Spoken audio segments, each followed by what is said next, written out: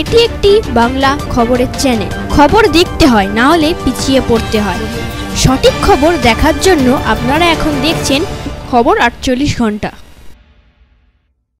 এক মহিলাকে খাদ্য দপ্তরে চাকরি দেওয়ার নাম করে লক্ষাধিক টাকার প্রতারণার ঘটনায় দুই ব্যক্তিকে গ্রেপ্তার করে পুলিশ। ধৃত ব্যক্তিদের নাম সোমনাথ মিস্ত্রি ও সমীরণ হালদার। দুজনের বাড়ি দক্ষিণ 24 পরগনা জেলার। সোমনাথের বাড়ি কোস্টাল থানার অন্তর্গত হাডুট পয়েন্ট এলাকার। সমীরণ হালদারের বাড়ি কুলপি থানা এলাকায়। ঘটনাটি ঘটেছে দক্ষিণ 24 পরগনা জেলার নরেন্দ্রপুর থানা এলাকায়। নরেন্দ্রপুর থানার পুলিশ সূত্রে খবর, এলাকার এক মহিলা বাসিন্দার খাদ্য দপ্তরে চাকরি করবে বলে ধৃত ব্যক্তিদের 8 লক্ষ টাকা দেয়। ধৃত ব্যক্তিরা সরকারি নথি জাল ও ভুয়ো নিয়োগপত্র দেয় ওই মহিলাকে।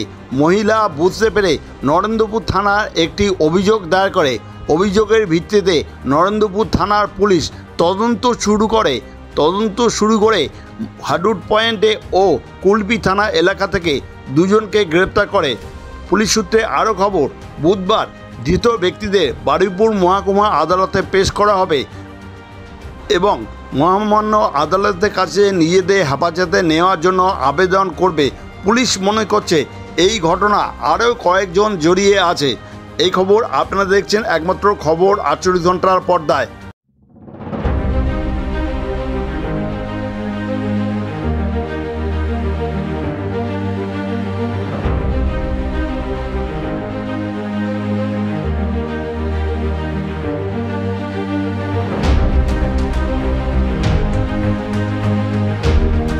খাদ্য দপ্তরে চাকরি দেওয়ার নাম করে লক্ষাধিক টাকার প্রতারণার ঘটনা দুই ব্যক্তিকে গ্রেপ্তার করল পুলিশ। ঘটনাটি ঘটেছে দক্ষিণ 24 পরগনা জেলার নরেন্দ্রপুর থানার এলাকার। পুলিশ সূত্রে খবর, এলাকার এক মহিলা খাদ্য দপ্তরে চাকরি করবে বলে দুই ব্যক্তিকে 8 লক্ষ টাকা দেয়, কিন্তু সরকারি নথি জাল করে এবং নিয়োগপত্র জাল করে মহিলার হাতে দেয়। মহিলা সেটি বুঝতে পেরে নরেন্দ্রপুর থানা একটি অভিযোগ করে ওই মহিলা। অভিযোগের ভিত্তিতে নরেন্দ্রপুর থানার পুলিশ তদন্ত শুরু করে দুই ব্যক্তিকে গ্রেপ্তার করে।